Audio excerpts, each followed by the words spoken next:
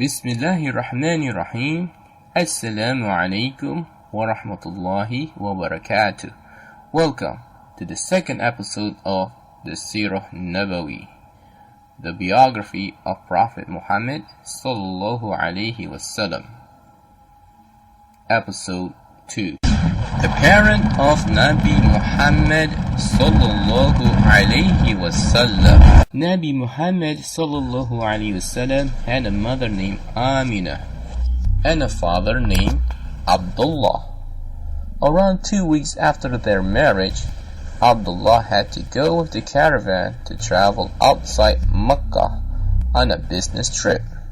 It was a custom for the people of Makkah to go to Yemen during the winter and Sham during the summer on a business trip. They would travel to a certain region and purchase certain goods and sell those goods to another different region. Boys and girls, remember, in those days they had no means of transportation, such as bus, nor train, nor airplane. They had to travel on foot, or on camel, horse, or donkey. These took them much longer time to travel, so they would be out traveling for months and months. It was hard for Abdullah to leave his wife, for they were only married around 2 weeks. Aminah felt the same way. She wanted so much for her husband to stay and not go traveling. But since Abdullah was responsible for the household, he must leave Makkah and travel outside to earn money. Aminah was with a young girl named Barakah in the house, and Barakah was the one who accompanied Aminah all day and all night. During the day, Barakah would help Aminah with the chore, and during the night, Barakah would sleep in the same room with Aminah.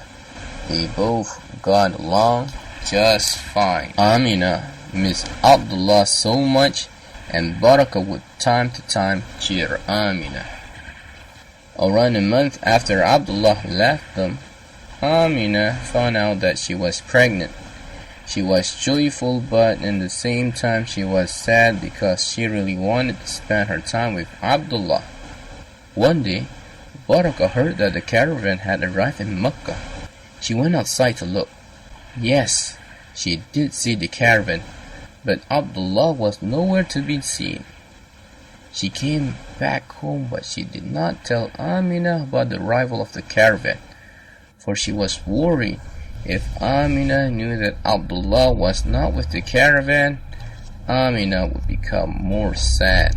Abdullah had planned to stop by Medina on his way back to Makkah. This explained why he was not with the caravan. He intended to buy dates and visit his relative from his grandmother's side there, and informed them that he was a married man. Boys and girls, keep in mind, in those days they had no means of communication, such as telephone or internet. The people would have what we call today a mailman or a messenger informing the news to the other people, or tell them in person. During his days, Abdullah's health dropped. He wanted so much to go back to Makkah and see his loving wife. He was longing for her, and she was longing for him. But he was sick, and too weak to even stand up. After days suffering from the sickness, Abdullah passed away. The chief of Makkah at that time was Abdul Muttalib. He was also the father of Abdullah. From time to time, Abdul Muttalib would check on Aminah and see how she was doing. When the news reached Abdul Muttalib about the death of his son, he was deeply sorrowed. Abdul Muttalib loved Abdullah so much, and it was painful for Abdul Muttalib to hear about the news. He was also confused on how to tell the news to Aminah. He was worried if Aminah would be crushed hearing the news, and he was also worried about the baby in her womb.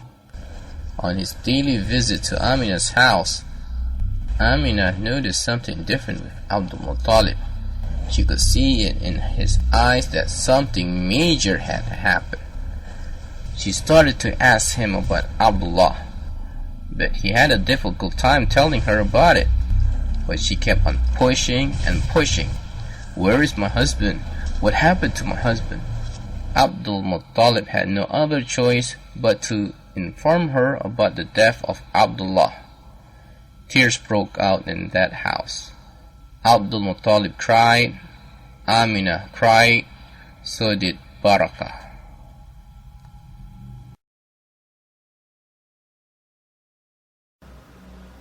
Question time.